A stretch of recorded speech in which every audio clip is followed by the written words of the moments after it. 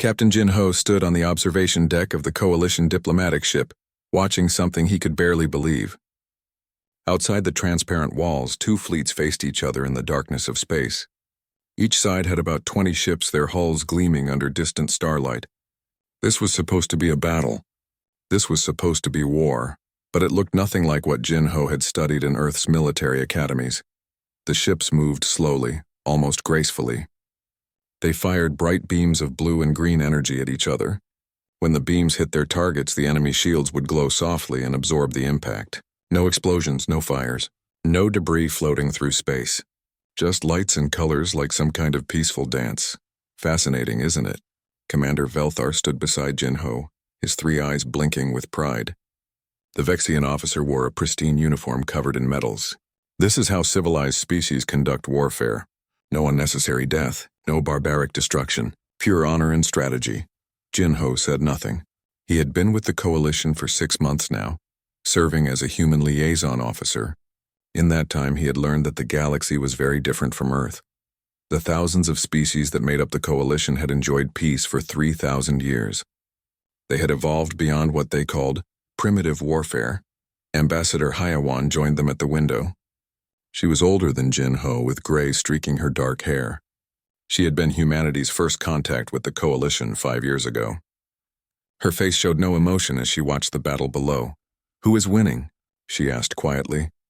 Velthar made a sound that might have been a laugh. "The Tramali faction has 18 ships remaining. The Burundi faction has 15. By our laws, the Burundi will retreat soon. They have lost the numerical advantage one, but no one has died?" Jin-Ho asked. "Died?" Velthar seemed shocked by the word. "Of course not. Our weapons are carefully designed. They overload shields and disable engines. When a ship is defeated, it powers down and withdraws. The crew returns home safely. War is about demonstrating strength, not ending lives." Jin-Ho thought about Earth's history. He thought about the world wars. He thought about the nuclear fire that had nearly ended humanity. He thought about the brutal conflicts that had unified Earth under one government just 50 years ago. Humanity had learned about war through blood and ash. "What are they fighting over?" Haiwan asked. "Mining rights in the Kelly's asteroid field," Velthar explained. "Valuable minerals. Both factions claim historical ownership. This battle will determine who has the stronger claim." Below them, a Burundi ship's engines flickered and went dark. The ship drifted peacefully to the side. Its crew would be rescued within hours. The battle continued, but it felt more like a sporting event than combat. "Your species finds this strange," Velthar observed. "We have studied your cultural data. Humans have a violent history. But you must understand that was the old way. You are young in the galactic community. You will learn our civilized methods." Jin-Ho wanted to say something, but Hyewan touched his arm gently. A warning. They had been instructed to observe and learn, not to share too much about humanity's capabilities. Earth's government had decided to keep certain things quiet. For now. The battle ended 20 minutes later. The Burundi faction retreated, their remaining ships jumping to hyperspace. The Tramali ships regrouped and left in the opposite direction. No victory celebration. No memorial for the fallen. Just a clean resolution to a territorial dispute. Later that day, Jin-Ho and Hyewan attended a Coalition Council meeting. The chamber was enormous, with seats for representatives from hundreds of species. High Arbiter Koran, a being made of pure light energy, floated at the center. The luminal species were considered among the wisest in the galaxy. "We welcome our human observers." Koran's voice echoed in everyone's mind. Luminals communicated through telepathy. "What did you think of today's engagement?" Hyewan stood. "It was very educational. We appreciate the opportunity to witness Coalition conflict resolution. Your species has been part of our community for 5 years," Koran said. "Yet you remain mysterious. You share your art, your science, your culture. But you have shown us no military vessels. Only civilian ships and trading craft. Humanity is peaceful," Hyewan replied smoothly. "We have no need for military presence here." Curious, another council member spoke. This one was from the Dalthir species, covered in blue scales. "Our intelligence suggests Earth maintains an extensive defense network. Weapons satellites, missile installations, warships, why hide such things?" Jin-Ho felt his heart beat faster. This was dangerous ground. "We maintain basic planetary defense," Hyewan admitted. "A young species must protect itself." But we have no desire for expansion or conflict. The council seemed satisfied with this answer. They moved on to other topics. Trade agreements, cultural exchanges, a dispute between two colonies over water rights. Everything was calm and organized. The galaxy ran on laws and diplomacy. But then a message arrived that changed everything. An aide rushed into the chamber, something that never happened. The being's face was pale with shock. It whispered to Koran, and the High Arbiter's glow flickered with what might have been fear. Council members. Koran's mental voice was strained. We have received distressing news. The Kreth Dominion has attacked 3 of our colony worlds on the outer rim. Murmurs spread through the chamber. The Kreth Dominion was an empire beyond coalition space. They had been making aggressive moves lately, but no one had taken them seriously. Have we sent them the standard challenge protocols? Someone asked. They must understand our rules of engagement. They have rejected all diplomatic contact, Koran said, and the attacks were not ritualized combat. They were full military assaults. The colonies were destroyed. Early estimates suggest millions dead. Silence fell over the chamber. No one seemed to know what to say. This wasn't supposed to happen. This wasn't how things worked in the civilized galaxy. Jinho looked at Hyawan. Her face had gone very still. He knew that look. He had seen it on the faces of Earth's generals when they discussed serious threats. Perhaps it is a misunderstanding, Velthar said weakly. No one has fought real war in 3,000 years. Surely they will respond to reason. But another message came in, then another. The Kreth Dominion was advancing deeper into coalition space. Their ships were tearing through border defenses with ease. Coalition vessels designed for ritual combat were being destroyed in minutes. The galaxy had forgotten what real war looked like. They had built their entire society on the belief that everyone would follow the same rules, that everyone would be civilized, but now something uncivilized had come, something that didn't care about honor or rules or ritual, and the coalition had no idea how to respond. Jinho caught Hyawan's eye across the room. She gave him a small nod. It was time. Time to tell the galaxy that humanity remembered what they had forgotten. Time to show them that sometimes peace needed to be protected by those who understood war. But first, the coalition needed to learn a hard truth. Civilization was a gift, but it was a gift that required guardians who were willing to get their hands bloody. The peaceful void was about to become very loud. The coalition council chamber erupted into chaos. Representatives shouted over each other, their voices mixing into an incomprehensible noise. Some demanded immediate military response. Others called for negotiation. Many simply sat frozen, unable to process what was happening. High Arbiter Koran's light flickered wildly as he tried to restore order. Please, council members, we must remain calm and logical. But calm and logical seemed impossible. More reports flooded in by the minute. The Kreth Dominion fleet was moving fast, destroying everything in its path. Coalition defense ships tried to engage using standard protocols, forming neat lines and charging their energy weapons. The Kreth simply opened fire with missiles and kinetic weapons, tearing through shields that were never designed for such brutal force. Commander Velthar stood at a tactical display, his 3 eyes wide with disbelief. They're using solid projectiles, explosive warheads, chemical weapons on the colony surfaces. This is barbaric. Jinho walked over to the display. He studied the Kreth tactics with a military eye. They were good, efficient, ruthless. They hit hard and fast, never giving the enemy time to regroup. It was textbook human military doctrine from 200 years ago. They fight to win, Jinho said quietly, not to prove a point. But the cost, Velthar whispered. So many dead. Entire cities destroyed. How can they live with themselves? Jinho had no answer to that. Or rather, he had too many answers. History was full of species that could live with terrible things when they believed the cause was worth it. Ambassador Hyawan requested permission to address the council. Koran granted it immediately, desperate for any solution. Hyawan walked to the center of the chamber. Every eye was on her. Honored council members, I have a message from Earth's government. We wish to offer our assistance. What assistance can humanity provide? A Dalthir representative asked. You have no military presence in this sector. No warships, no weapons technology beyond basic planetary defense. Haiwan took a deep breath. That is not entirely accurate. We have been less than forthcoming about our capabilities. Earth's government believed it was wise to remain cautious until we better understood the galactic community. Koran's light pulsed. Please explain. Humanity has maintained a full military fleet, Hewan said. The words fell like stones into water. We have warships, weapons platforms, and trained combat personnel. They have been stationed in the outer systems of our territory, away from major trade routes. The chamber exploded again, this time with anger and fear. You hid weapons from us? Someone shouted. What kind of deception is this? Another voice demanded. You kept instruments of mass destruction secret? Are you planning to betray us?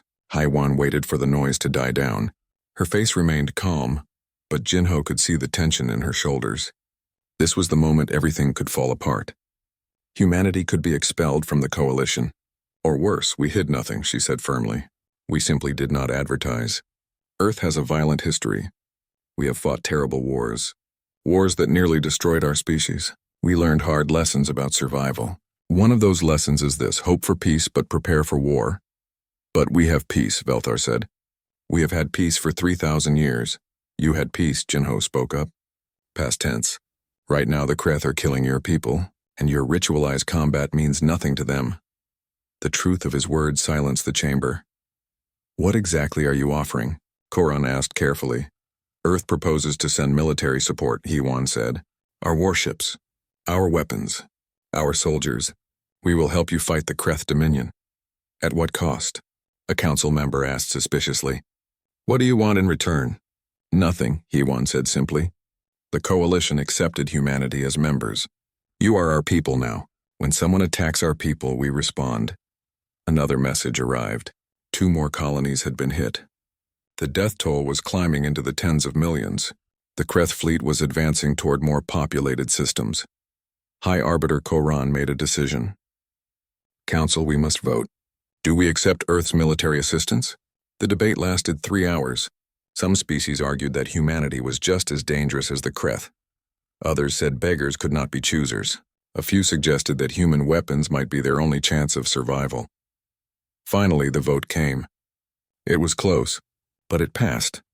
Humanity's offer is accepted, Koran announced. What happens now? Haiwan activated her communication device. Admiral Tasik, you are clear to proceed. A holographic image appeared in the center of the chamber.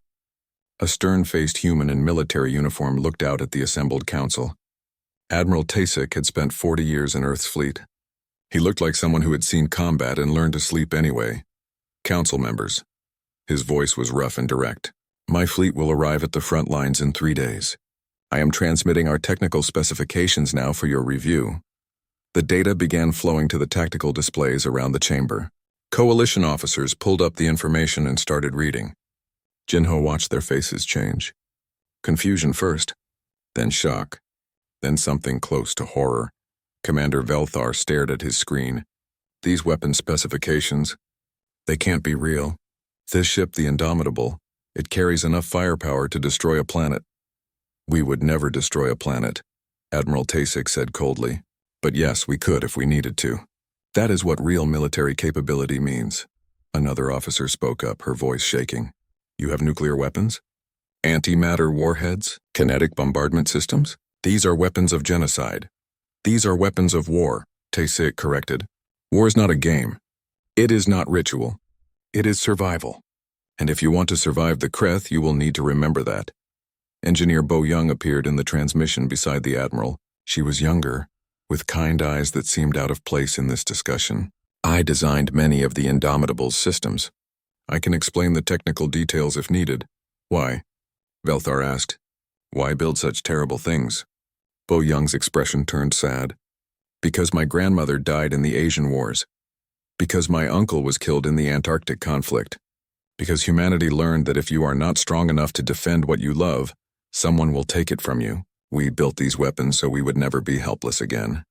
Colonel Dongwu stepped into view. He was a massive man, scarred and muscular.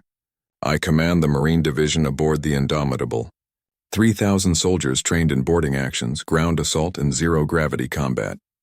We are ready to deploy. The council members looked at each other. They had invited humanity into their civilization. They had assumed humans were just another peaceful species.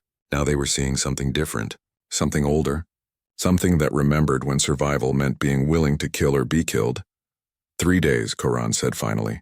The Kreth will have advanced significantly by then. Then hold as best you can, Admiral Tasik said. Evacuate what colonies you can.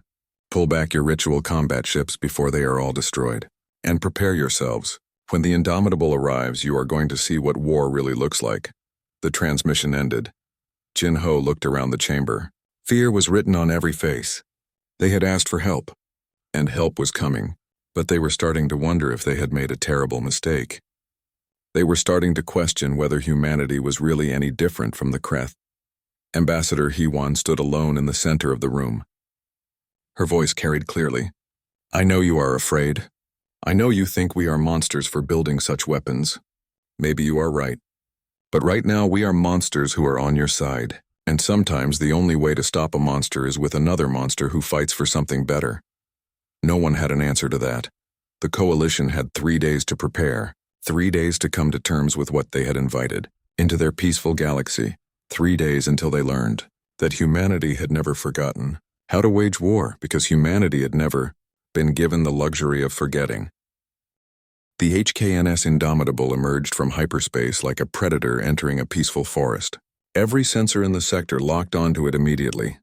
Every species with eyes turned to look. Commander Velthar stood on the bridge of his ship, the coalition vessel Bright Dawn, and felt his blood run cold. The human warship was enormous. It dwarfed every coalition vessel in the fleet, where coalition ships were built with elegant curves and artistic design. The Indomitable was all hard angles and brutal efficiency. It looked exactly like what it was, a machine built to kill. How large is that ship? Velthar asked his sensor officer. 2 kilometers long, the officer replied, voice shaking. Mass readings suggest it has armor plating thick enough to withstand tactical nuclear strikes. Energy signature is off the scale. I'm counting hundreds of weapon ports. The Indomitable moved through space with surprising grace for something so massive. It took up position at the center of the coalition defensive line. Smaller human ships, destroyers, and frigates spread out in a protective formation. A communication came through. This is Captain Sumin of the HKNS Indomitable. We are ready to coordinate with coalition forces. High Arbiter Koran responded from the command station. Captain Sumin, we welcome your assistance. We would like to send representatives to tour your vessel and discuss strategy. Permission granted, Sumin replied. Shuttle bay coordinates are being transmitted now. 2 hours later, Velthar found himself aboard the Indomitable with a group of coalition officers. They had all expected something impressive. What they got was terrifying. Captain Sumin met them at the airlock. She was a small woman compared to Velthar's tall frame, but she carried herself with absolute confidence. Her uniform was plain black with simple rank insignia. No decorations, no medals, just function. Welcome aboard, she said. I understand you want to see what humanity brings to this fight. She led them through the ship's corridors. Everything was military gray and white. No artwork, no comfortable spaces, just endless passages lined with bulkheads and emergency stations.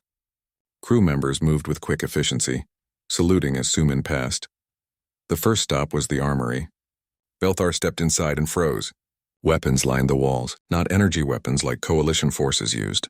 These were kinetic rifles, plasma cutters, explosive launchers, and things he did not recognize but looked incredibly dangerous. These are standard Marine loadouts, Colonel Dongwu explained. He was the massive human they had seen in the transmission. Up close, he was even more intimidating. Assault rifles, shotguns, sniper weapons, demolition charges. We train for every combat scenario. But these could kill someone instantly, a luminal officer said with horror. That is the point, Dongwu replied without emotion. In real combat, you eliminate threats quickly, permanently. The next stop was the medical bay. Medical officer Changsu greeted them there. He seemed gentler than the other humans with tired eyes and a sad smile.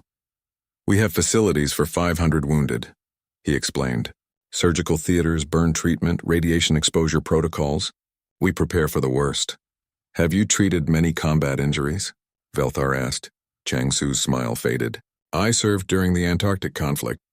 I saw what war does to people, burns, amputations, psychological trauma. War leaves scars that never fully heal. Then why fight at all? The luminal officer asked. Because sometimes the alternative is worse, Changsu said quietly. Sometimes you fight so others do not have to suffer.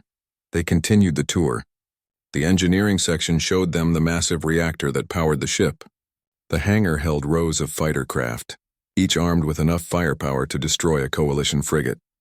The command center had tactical displays showing weapon trajectories, shield coverage, and kill zones. Finally, they reached the main weapons bay. Tactical Officer Na Young waited for them there. She was young but spoke with technical precision. "This is Railgun Battery Alpha." She gestured to a massive cannon. "It fires tungsten slugs at relativistic speeds. The kinetic energy alone can punch through any known armor. We have 12 of these batteries." She walked them past missile tubes. These launch nuclear-tipped warheads. Yield ranges from 0.1 kilotons to 50 megatons. We have 300 missiles in storage. Then the plasma lances, the antimatter torpedoes, the point defense lasers, each weapon more destructive than the last. Velthar felt sick. How can you live on a ship like this, surrounded by such instruments of death? Captain Suman turned to face him. Her expression was hard but not unkind. "Commander Velthar, let me tell you about humanity. 200 years ago, Earth was divided into over 100 nations. We fought each other constantly. We developed nuclear weapons and nearly destroyed our world. Billions died in our wars." She walked to a window showing the stars outside. "We had a choice. Destroy ourselves or unite. We chose unity. But we learned something important. Peace is not natural. Peace is not the default state of the universe. Peace must be protected, and sometimes protection requires force. But the cost," a Dalthier officer whispered. "The moral cost of such violence," Suman's voice turned cold. "The moral cost of not fighting is higher. When the Kreth attacked your colonies, they killed millions. Civilians, children. If you had the weapons to stop them, would you have used them?" The coalition officers had no answer. "We learned warfare from our own blood," Suman continued. "Earth's nations once destroyed entire cities. We deployed chemical weapons that melted flesh. We created diseases as weapons. We know what war truly is, and we know that sometimes, to stop such evil, you must be willing to embrace darkness." Admiral Tasik's voice came over the ship's communication system. "All hands prepare for combat operations. Kreth fleet detected approaching Viridian Belt. Estimated arrival in 4 hours." The coalition officers looked at each other with fear. This was it. They were about to see humanity's weapons used in anger. Suman led them back to the command bridge. It was arranged in tiers, with stations for weapons, navigation, shields, and communications. A large viewscreen showed tactical data. The Kreth fleet was moving fast. 50 ships, all heavily armed. "Coalition forces should withdraw," Suman said calmly. "Your ships are not built for this fight." High Arbiter Koran's voice came through from his ship. "Captain Suman, we cannot simply retreat. We must stand with you." "Then stay back," Suman replied. "Way back. This is going to get messy." Velthar and the other coalition officers were given seats at the rear of the bridge. They watched as human crew members prepared for battle. No fear on their faces, just professional focus. They had trained for this. They knew what to do. Na Young called out reports. Weapon systems fully charged. Railguns loaded. Missiles armed. Point defense network active. All batteries ready for firing solutions. "Shields?" Suman asked. "Maximum power. Forward sections reinforced." "Good. Helm, bring us to heading 270. All ahead full. Take us right at them." Velthar felt his stomach drop. "You are charging directly at them?" "That is suicide," Suman smiled. It was not a nice smile. "Commander, ritual combat is about showing strength while avoiding real damage. That teaches you to be defensive, cautious.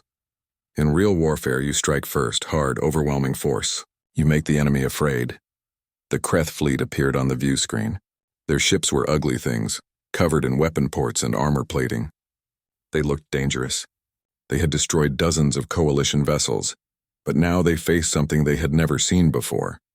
Something that came from a world where war was perfected through pain and failure. The Indomitable accelerated toward the enemy. Velthar realized his hands were shaking. He was about to witness something the galaxy had not seen in 3,000 years. Real war. Totalvar, war without rules or mercy, and humanity was about to be the teacher in this brutal lesson. Suman settled into her command chair. "Weapons free," she said quietly. "Engage at will. Show them why you do not attack Earth's friends." "Yes, Captain," Na Young replied. Her fingers danced across her console. Target locks acquired. Firing solution calculated. Ready on your command. Sumin watched the Kreth ships grow larger on the screen. She waited until the moment was perfect. Then she spoke one word. Fire. The Indomitable went to war. The first railgun shot moved too fast for most sensors to track. It was a solid tungsten rod, accelerated to a significant fraction of light speed. When it hit the lead Kreth warship, the impact released energy equivalent to a nuclear explosion. The Kreth ship simply ceased to exist. One moment it was there, a threatening mass of metal and weapons. The next moment it was expanding debris, glowing hot from the kinetic impact. Belthar's mouth fell open. What was that? Railgun hit, Na Young reported calmly from her station. Target eliminated. Acquiring next target. 11 more railguns fired in sequence. The sound of their electromagnetic acceleration echoed through the Indomitable's hull. 11 more Kreth ships died. Some broke apart. Others exploded as their reactors breached. In 15 seconds, the Kreth fleet had lost a quarter of its strength. The Kreth commander, Warlord Brektar, watched from his flagship with growing horror. He had destroyed dozens of coalition vessels in the past weeks. They had been easy prey, using weak weapons and gentle tactics. This was different. This was slaughter. All ships, evasive maneuvers, he shouted. Return fire. The Kreth fleet scattered and opened fire with everything they had. Missiles streaked toward the Indomitable. Energy weapons lanced out. Kinetic cannons roared. Incoming fire, Na Young announced. Point defense systems engaging. The Indomitable's hull lit up with laser fire. Hundreds of small turrets tracked incoming missiles and destroyed them. The lasers moved with computer precision, creating a web of light that nothing could penetrate. Missiles exploded harmlessly at a distance. Energy beams hit the shields and dispersed. Shields at 96%, the shield officer reported. No damage. Sumin nodded. Continue firing. Missile batteries, launch spread pattern Delta. Give them something to worry about. The Indomitable's missile tubes opened. A swarm of rockets erupted outward, each trailing fire and seeking targets. Some carried conventional explosives, others carried nuclear warheads. All of them moved with frightening speed. The Kreth ships tried to shoot them down, but there were too many. The missiles found their targets and detonated. Nuclear fire bloomed in the darkness of space. Silent, beautiful, deadly. 8 more Kreth ships vanished in the explosions. 3 others were crippled, their hulls breached, their crews dying. Velthar stood from his seat. He staggered to the viewscreen, staring in disbelief. This is not war. This is extermination.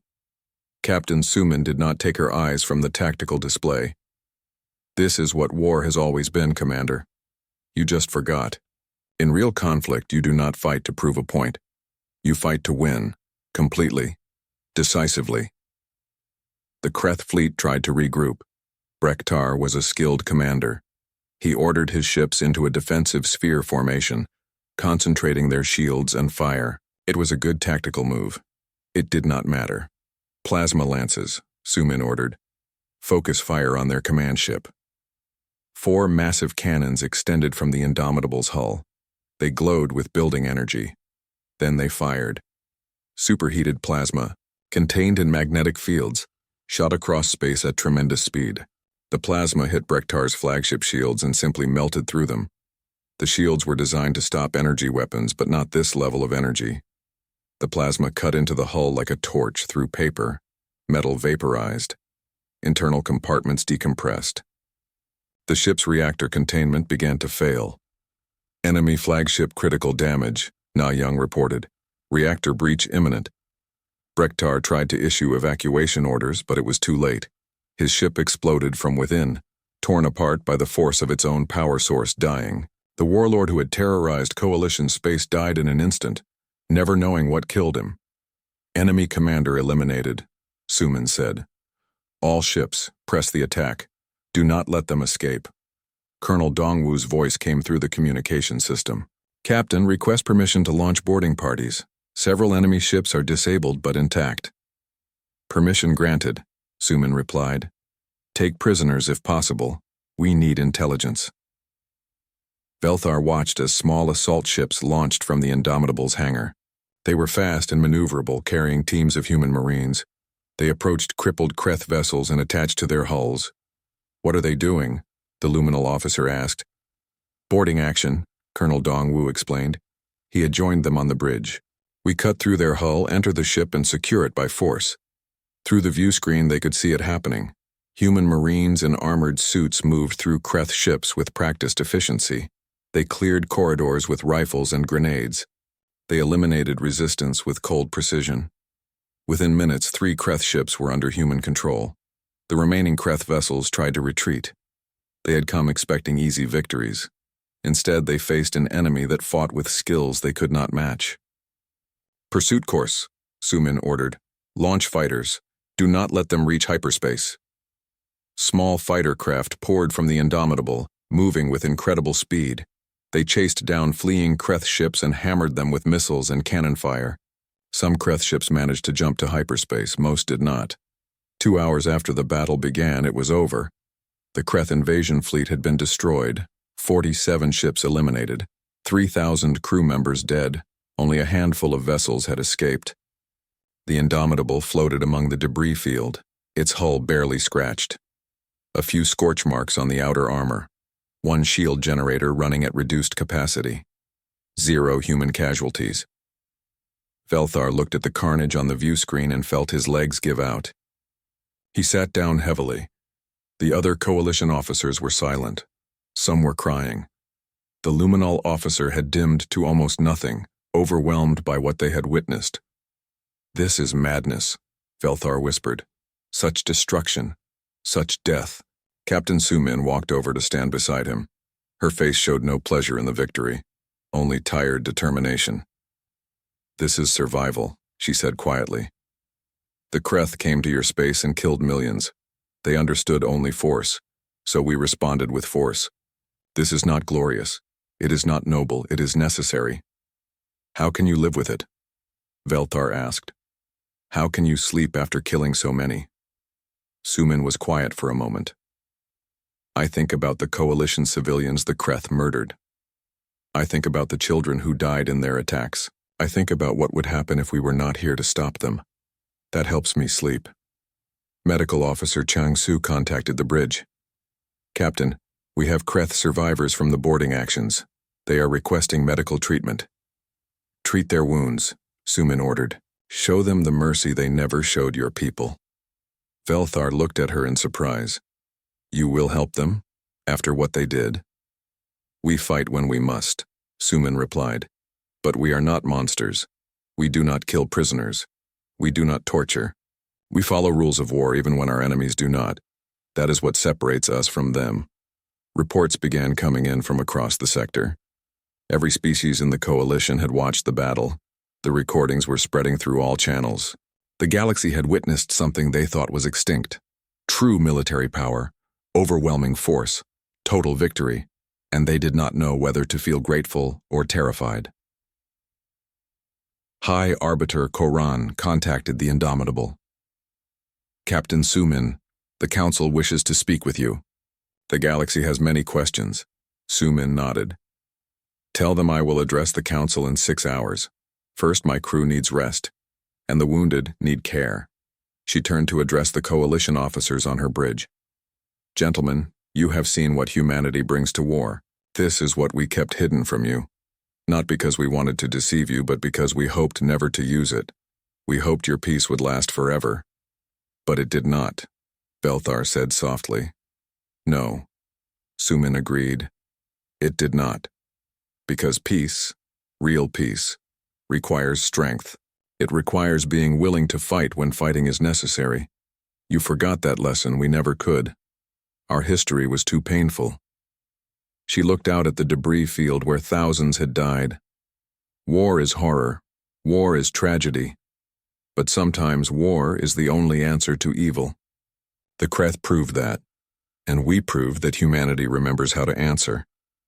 The Indomitable began moving away from the battlefield, leaving the wreckage behind, but the impact of what happened at Viridian Belt would echo across the galaxy for generations. The age of ritual combat was over. A new age had begun. An age where the galaxy remembered that peace was precious because war was terrible. And humanity, scarred by its own violent past, had become the guardian of galactic peace. Not because they wanted the burden, but because they alone remembered how to carry it. The Coalition Council chamber had never been so full. Representatives from every species crowded the space, their voices rising in heated debate. In the 6 hours since the Battle of Viridian Belt, the galaxy had been forced to confront uncomfortable truths. High Arbiter Koran's light flickered with stress. He had been trying to maintain order for over an hour. Finally, he managed to quiet the crowd enough to speak. "We are here to discuss humanity's military actions," Koran announced, "and to determine the future of human involvement in coalition affairs."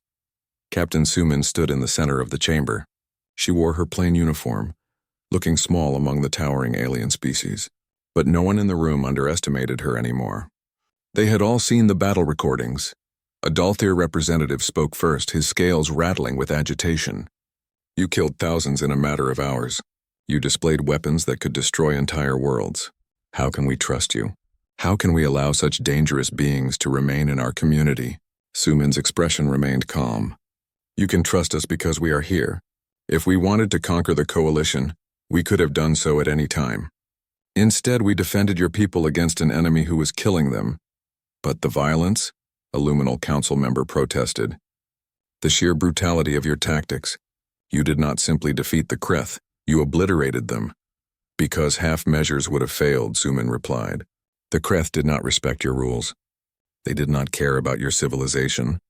They understood only force. So we gave them force, overwhelming, undeniable force. And now they understand that attacking the coalition has consequences." Commander Velthar stepped forward. He had been quiet since returning from the Indomitable, processing what he had witnessed. Now he needed to speak. "I was there," he said. "I saw the battle. I saw the human weapons. I saw the death." He paused, gathering his thoughts. "I also saw what happened afterward. The humans treated wounded Kreth prisoners. They followed rules of war. They showed mercy when they did not have to. They are warriors, yes, but they are not monsters." "Not monsters?" someone shouted. "They possess weapons of genocide." Ambassador Hewan rose from her seat. "Yes, we do. And we have possessed them for 200 years. Have we used them against innocent people? Have we threatened any coalition species? Have we done anything except defend ourselves and our allies?" Admiral Tasik appeared via holographic transmission. His weathered face showed no apology. "Let me be clear about something. Humanity did not want this role. We came to the coalition seeking peace, seeking a chance to leave our violent past behind. But when your people were dying and you had no answer, we stepped forward. Not for glory, not for power, because it was right. And now you expect us to simply accept your military dominance?" A council member challenged. "No," Admiral Tasik said. "We expect you to accept reality. The galaxy is not as safe as you believed. Threats exist beyond your borders. The Kreth are just one example. There will be others. You need to be prepared." Engineer Bo Young appeared beside the Admiral in the transmission. She looked nervous but determined. "I designed many of the Indomitable's weapon systems. I did not want to. I grew up hearing stories of the wars that nearly destroyed Earth. But I learned something from my ancestors. They built weapons because they had to, because the alternative was extinction. Now we offer to share that knowledge with you, not so you can wage war, but so you can prevent it." The chamber erupted in argument again. Some demanded humanity be expelled. Others recognized the value of human military protection. A few suggested compromise. High Arbiter Koran raised his voice. "Enough, we will vote on specific proposals. First, should humanity remain in the coalition?" The vote was closer than anyone expected. Fear nearly won, but in the end pragmatism prevailed. Humanity would remain. Second proposal, Koran continued. Should humanity be allowed to maintain military presence in coalition space? This vote was even closer. Many species feared what humanity might do with such power, but more feared what might happen without human protection. The proposal passed. Final proposal, Koran said. Should humanity establish a military training program for coalition forces? This sparked new debate. Some species refused to learn human warfare. They found it morally repugnant. Others understood the necessity. The galaxy had changed. Ritual combat was no longer sufficient. Ambassador He Wan spoke again. We are not asking you to abandon your values. We are asking you to add a new skill. Peace is still the goal, but peace protected by strength is more lasting than peace protected by hope alone. The vote was taken. It passed by a narrow margin. Jin Ho watched the proceedings with mixed feelings. Humanity had saved the coalition, but at a cost. They were now viewed with fear and suspicion. Children of Earth would grow up knowing their species was seen as dangerous. It was a heavy burden. Later that day, formal announcements were made. Humanity would establish the War College, a military academy where coalition officers could learn combat tactics, strategy, and weapon systems. It would be voluntary. No species was forced to participate. The Indomitable would become the flagship of the new coalition defense fleet. Captain Suman would be promoted to Supreme Commander, overseeing all military operations. Human warships would patrol coalition borders watching for threats. A Sentinel protocol was established. Humanity would maintain the coalition's military edge but under strict oversight. Human weapons could only be deployed with council approval. Regular inspections would ensure no abuse of power. It was not perfect, but it was a start. Weeks passed. The Kreth Dominion sent emissaries requesting peace negotiations. They had watched the battle recordings. They understood now that humanity was not prey. The Kreth High Command agreed to withdraw from all coalition territory and pay reparations for the colonies they had destroyed. The galaxy began to adjust to the new reality. Some species embraced the War College, eager to learn. Others refused, clinging to old ways. But everyone understood that something fundamental had changed. One evening, Commander Velthar found himself aboard the Indomitable again. He had volunteered for the first training program, wanting to understand human warfare better. He found Captain Suman in the observation deck looking out at the stars. "Commander," she greeted him, "what brings you here?" "I wanted to thank you," Velthar said. "You saved my people." "Even though we did not deserve it," Suman smiled sadly. "Everyone deserves protection. That is what separates civilization from barbarism." "I have a question," Velthar continued. "During the battle you seemed so calm, so controlled. Did you enjoy it?" "The victory?" Suman was quiet for a long moment. "I hated every second of it. Every shot fired. Every enemy ship destroyed. Every life ended. War is not glorious, Commander. It is tragic. Then why fight at all? Because the alternative is worse. If we had not fought, the Kreth would have continued killing. Millions more would have died. Sometimes you must do terrible things to prevent greater evils." Velthar nodded slowly. "My people called you monsters. But I think I understand now. You are not monsters. You are guardians who have seen darkness and chosen to stand against it." "That is a kinder interpretation than we probably deserve," Suman said. "But I will accept it." They stood together in silence, watching the stars. Out there, the galaxy continued. Species traded. Diplomats negotiated. Children played. All protected by those willing to fight in the shadows. Years passed. The War College graduated its first class of coalition officers. They were different from their predecessors. They understood that peace required vigilance, that civilization needed protectors, that sometimes the only way to prevent war was to prepare for it. New species joined the coalition, hearing tales of the day of the Indomitable. Some came seeking protection. Others came seeking knowledge.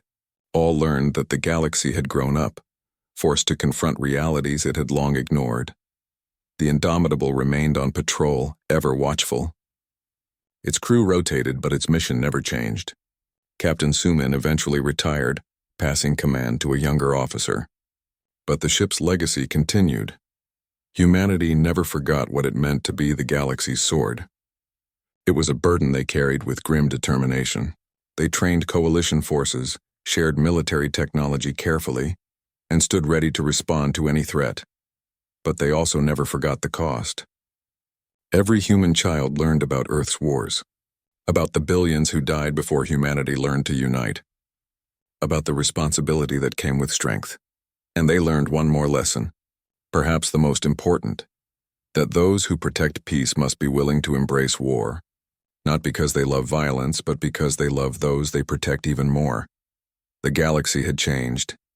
Ritual combat still existed for minor disputes, but everyone now understood it was theater. Real conflicts required real responses.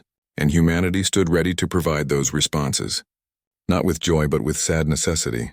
High Arbiter Koran, in his final address before retirement, spoke words that would echo through history. We invited humanity into our civilization thinking they were primitive. We learned they were experienced. We feared their weapons. We should have feared their wisdom. They remember what we forgot, that peace is not the absence of conflict but the presence of those willing to defend it.